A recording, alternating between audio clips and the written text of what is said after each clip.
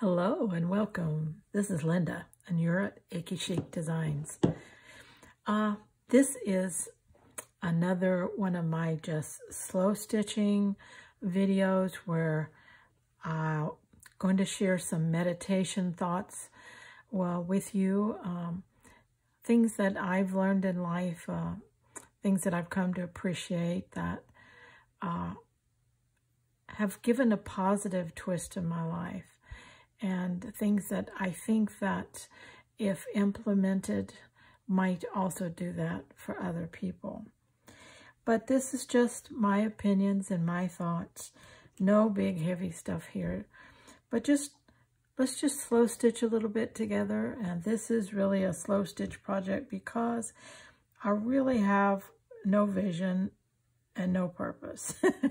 I'm just couching threads down on a doodle that I drew out first, and just see where it takes me. But it allows me to use my mind while I follow these lines, and simple. So let's get into it. And if you've got a little time, well, just settle in with your needle and thread, and let's do a little slow stitching and thinking together. What I wanted to kind of talk about today was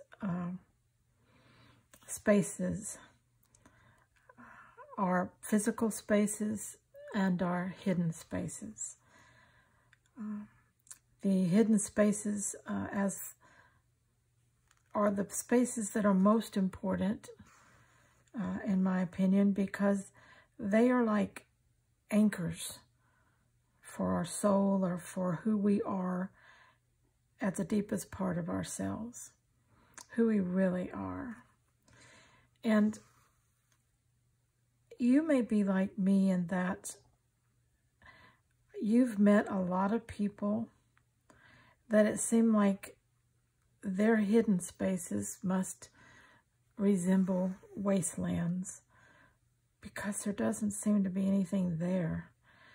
There's no depth to the person. There's no purpose in living. There's no rhyme or reason. There's just, I don't know, maybe it's just self-gratification every day.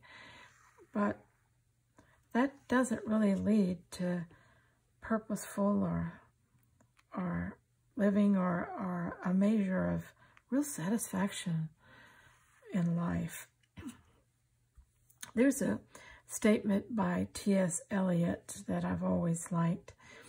It says, "We shall not cease from exploration, and the end of all our exploring will be to arrive where we started and know the place for the first time."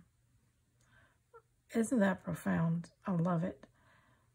The more we think about and meditate about who we are and our life and our lifestyle and our choices in life and our future, and the more we keep coming back to us and we know ourselves better, and because we put some deep thinking into it. Let's talk about our physical spaces first. You know, physical spaces, they most often define our social status, our occupation, our ethnic background, our aesthetic preferences, and the list goes on and on. It's also true that if I can see your physical spaces, I can more easily profile specific aspects of your life that those spaces tell me.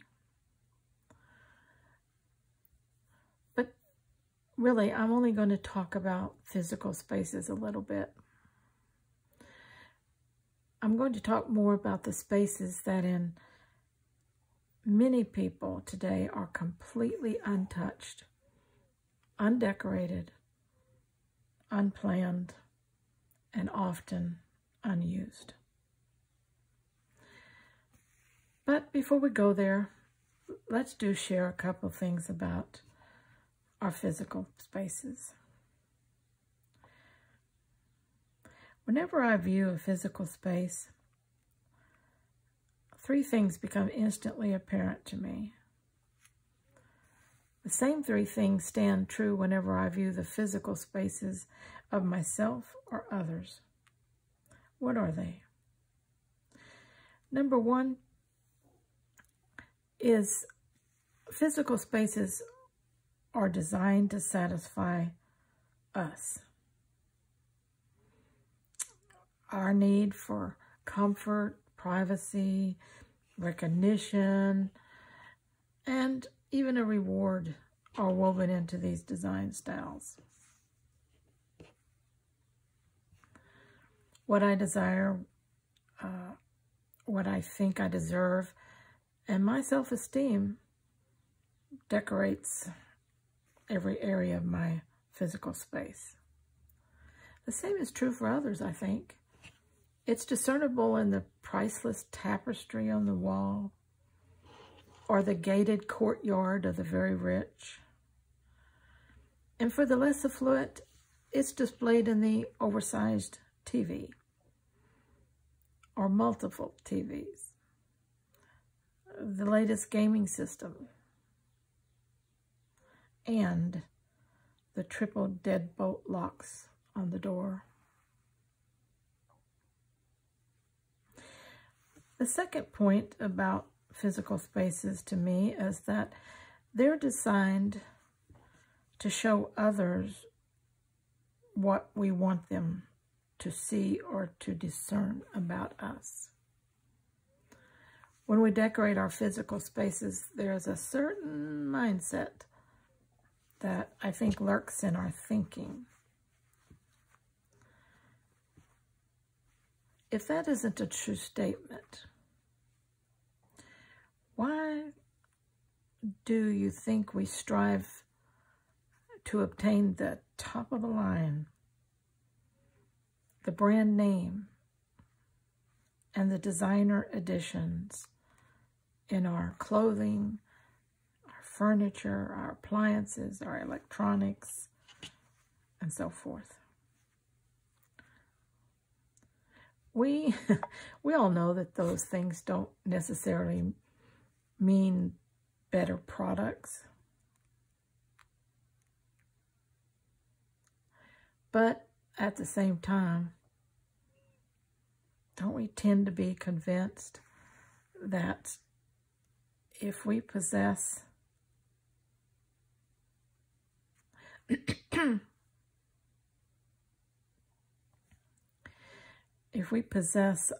them and they are on display in our spaces, well, certainly others will view us as different, as more, successful maybe, more attractive, more envied. I think that's true. The third thing about physical spaces that I discern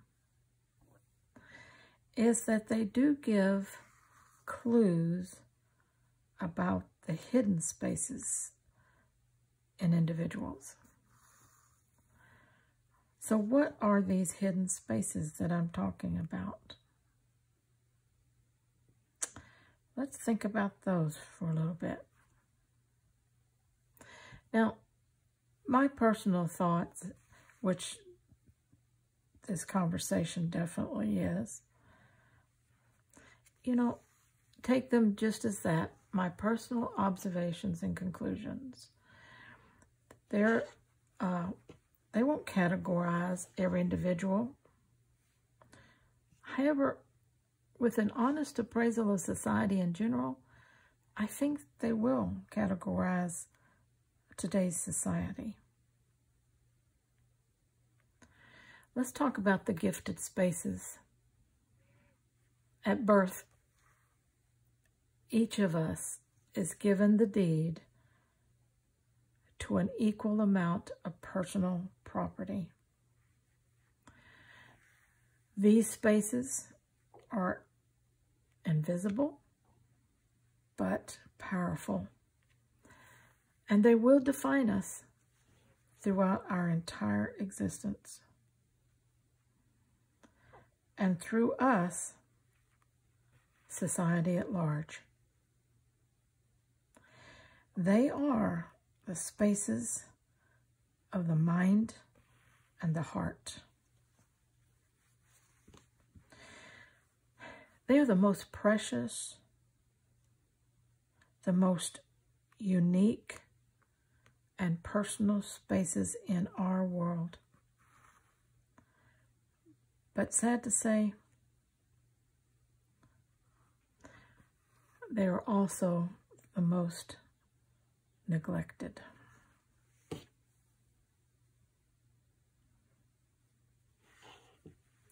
In fact,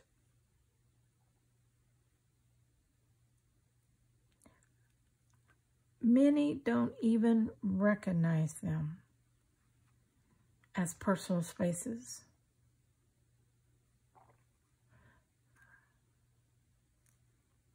I'm getting a little, there we go, my thread there.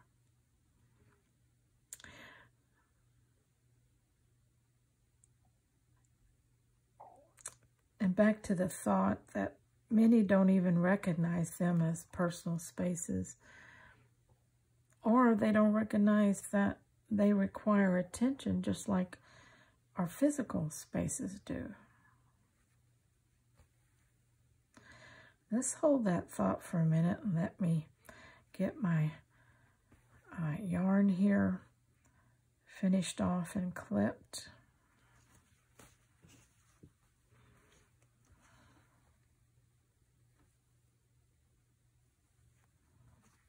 Isn't it amazing how I can follow a line and not even think about what I'm doing while I'm slow stitching, just thinking. But the minute I have to do something particular, I have to get out of my head and think about what I'm doing with this needle and thread.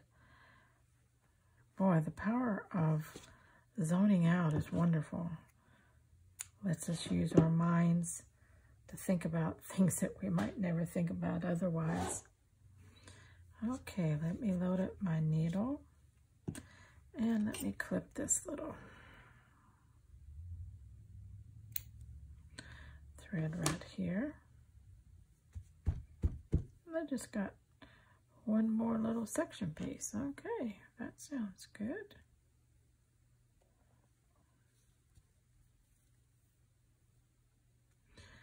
Let's go about him this way. Get some thread down here and separate it. I hope you're enjoying these little chats.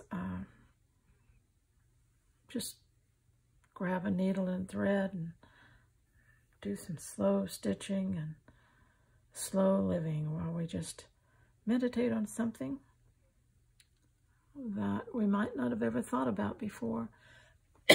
Excuse me. But meditation with a purpose. Asking questions, thinking deep, pondering thoughts about ourselves and others, about the world we live in.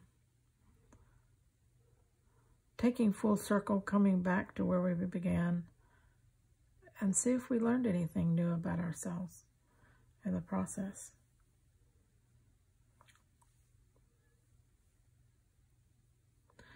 Okay, we're going to start right here.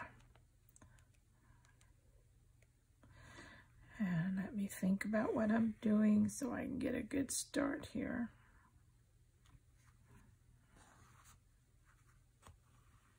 You're probably laughing at me, aren't you?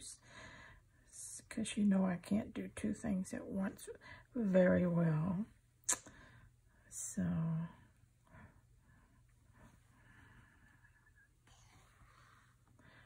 okay, we'll call that attached.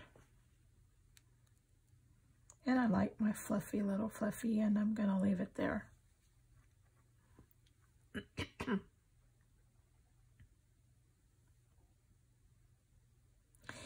Okay, back to our thought. These hidden spaces of the heart and mind that people don't recognize, don't pay any attention to, That's why, like I said in the beginning, to me, when I look at society at large, it seems that so many just, their inner spaces are just wastelands.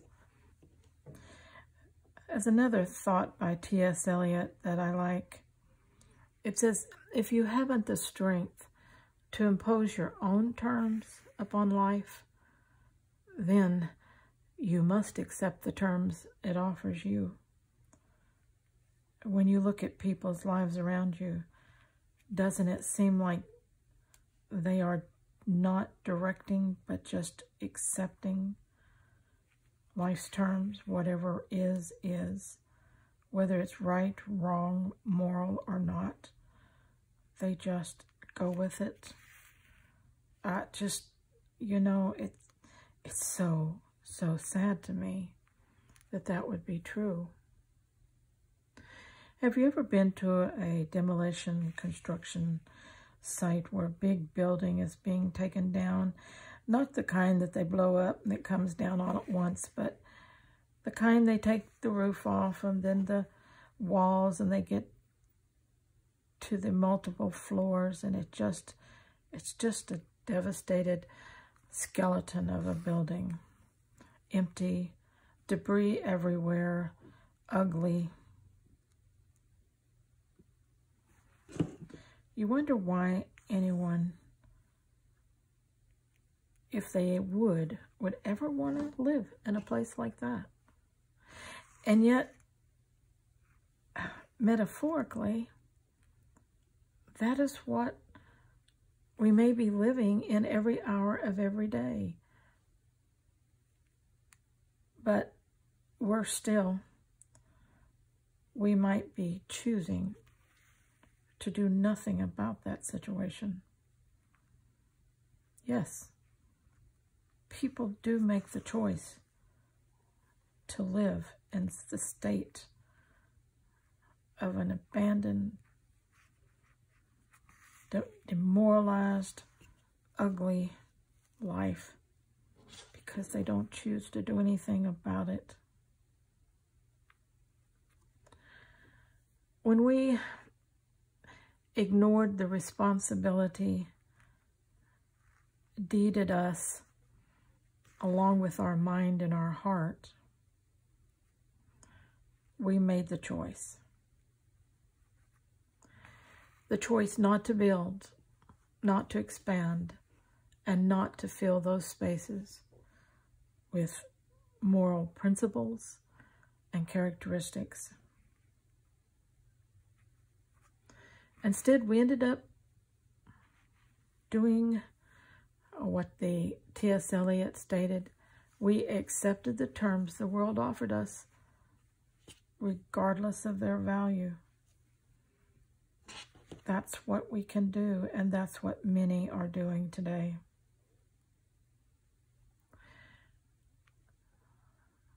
But there's another choice that some of us make. We don't fully accept the terms of the world around us, but we fail to decide on an interior design for our hidden spaces, in effect, creating a mental and moral wasteland.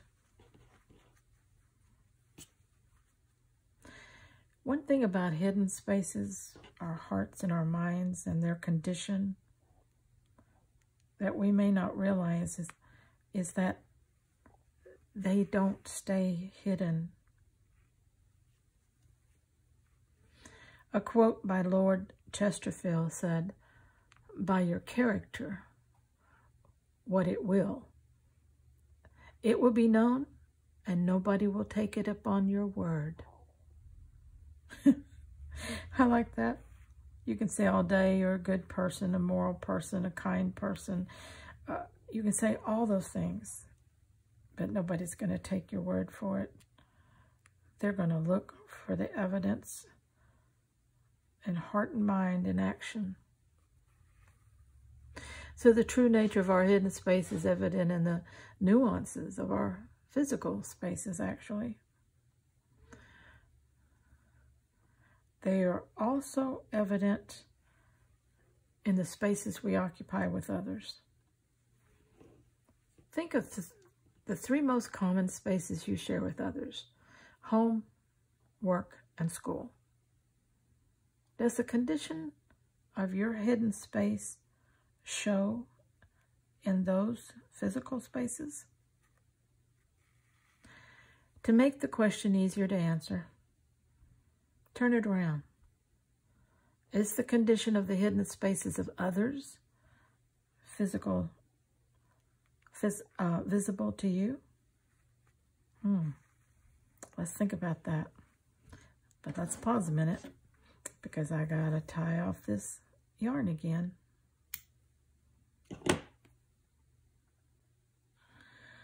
So, test your thoughts here. Is the condition of the hidden spaces of others visible to you? Let's take an example in. What do you discern about the hidden spaces, the heart and the mind, in the contentious person, the position-oriented boss, in those who seem to have no humanity or fellow feeling, in the bully at school? How about in the abusive nature of a relationship partner? But let's switch now. What do you see in the hidden places and the warm and nurturing attitude of a child's teacher, and the self-sacrificing services of community volunteers?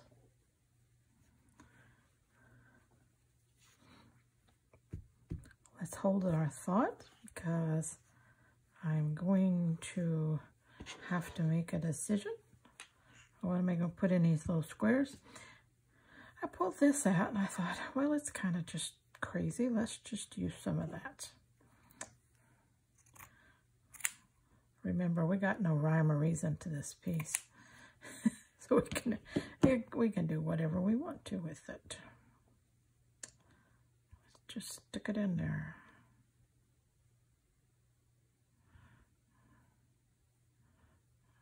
Okay. All right. Where's our needle? Here it is. You know, that's a little big. Let's cut it down some.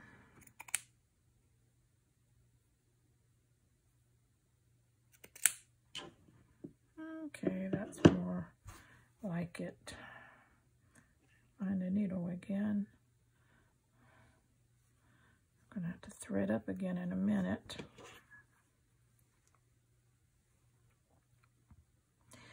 You know, if you can readily discern the corruptness or the goodness or the total lack of concern, aren't they also able to see those things in us?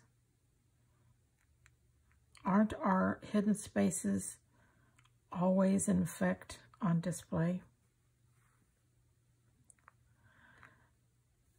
A good thing to ask ourselves, I think, is, what kind of price do I place on my gifted property?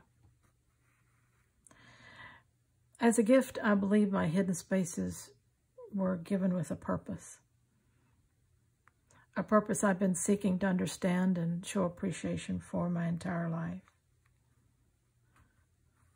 Because I have the ability of mind to think about the norm and to reason beyond just what I see, I treat that with very high esteem. To coordinate the spaces of my mind and heart, I make sure to count the cost of my thinking patterns and dominant attitudes. I strive to make sure that my heart is in line with truth and that it seeks not only my best interest, but that of others as well. My hidden spaces are precious beyond imagining, and I intend to guard them and I will never sell them for material gain or exchange truth for base philosophy or exchange morality for a lesser value of lifestyle. I've lived by those principles for a long time, and I have to say that they have definitely aided me in having a fulfilling and wonderful life. So, giving some thought to our spaces, both physical, but most especially our inner spaces, is so important to us being a quality person, a person that has character, a person that stands for something besides just themselves. You know, it's just nice when you get up in the morning and you like yourself. And you find throughout the day that other people like you too. But what is it they're drawn to? And what is it that you like? It's the condition of your inner spaces. It's the condition of your heart and mind. It makes you happy.